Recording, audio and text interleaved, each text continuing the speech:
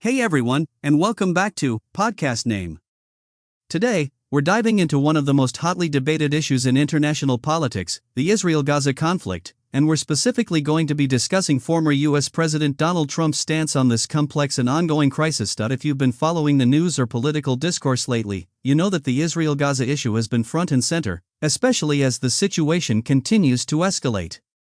But where does Donald Trump stand on all of this, and how has his past actions and rhetoric shaped his views? That's exactly what we're going to break down today. Before we jump into Trump's stance, let's quickly recap the Israel-Gaza situation for anyone who might not be familiar with it. The Israel-Gaza conflict has been one of the most enduring and volatile conflicts in the Middle East. It involves a complex mix of historical, territorial, and religious disputes between Israelis and Palestinians, particularly those living in the Gaza Strip, which is controlled by Hamas. A Palestinian militant group. Of the conflict has seen multiple escalations over the years, with both sides suffering immense casualties and hardships. It's a humanitarian crisis, and world leaders have been weighing in on how to bring about peace or at least reduce the violence. So, let's talk about Trump's position during his time in office. Right off the bat, Donald Trump made it clear that he was going to be a strong ally of Israel.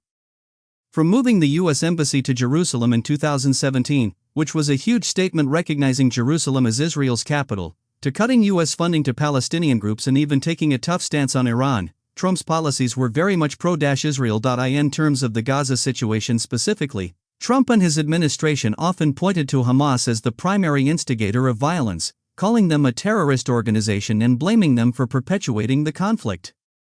Trump has consistently been critical of Palestinian leadership and their failure to come to the negotiating table for peace talks. Trump's view on the Israel-Gaza issue has always leaned toward supporting Israel's right to defend itself.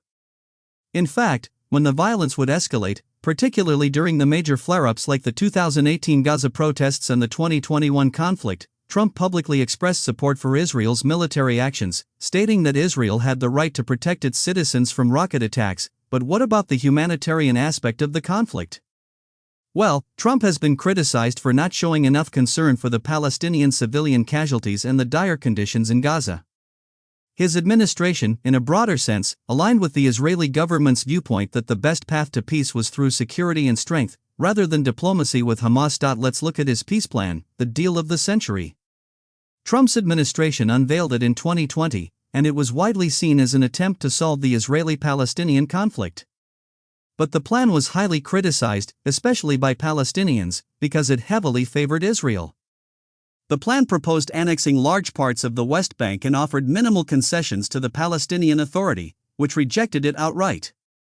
While some praised the economic incentives included in the deal, others saw it as a roadblock to a viable two-state solution. Now, since leaving office, Trump hasn't exactly been silent on this issue. In fact, he's continued to weigh in on the Israel-Gaza conflict, particularly through his rallies and public statements. For example, during the 2021 conflict, Trump stated that if he were still president, the situation would be different and that Israel wouldn't have been pushed around the way it was during that period. He's maintained that the U.S. should always support Israel's right to defend itself, no matter what. In terms of his broader geopolitical stance, Trump has been consistent in his America First approach, which includes a heavy emphasis on strategic alliances and less focus on traditional diplomacy. He's not a fan of foreign aid unless it serves U.S. interests, and that has affected his approach to peace negotiations in the Middle East.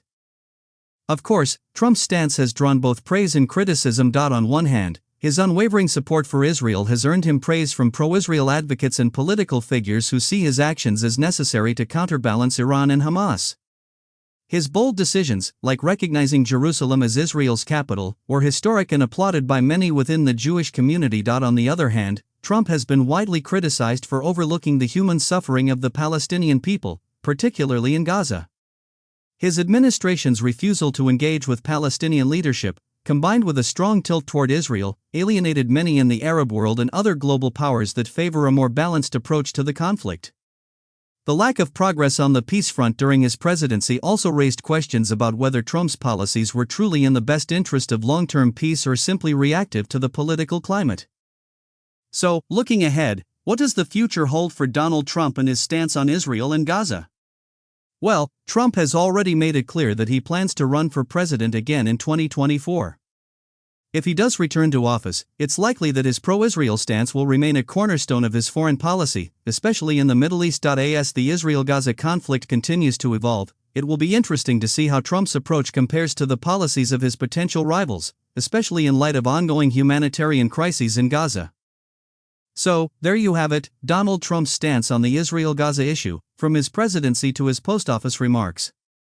His approach has been clear, staunchly pro-Israel, but with plenty of controversy along the way. Whether you agree or disagree with his policies, there's no denying that he's had a significant impact on shaping U.S. foreign policy in the Middle East. What do you think? Do you agree with Trump's stance, or do you think a more balanced approach is needed to address the Israel-Gaza conflict? Drop your thoughts in the comments below, and if you enjoyed this deep dive, don't forget to like, subscribe, and hit the notification bell for more political insights. Thanks for listening, and we'll see you next time on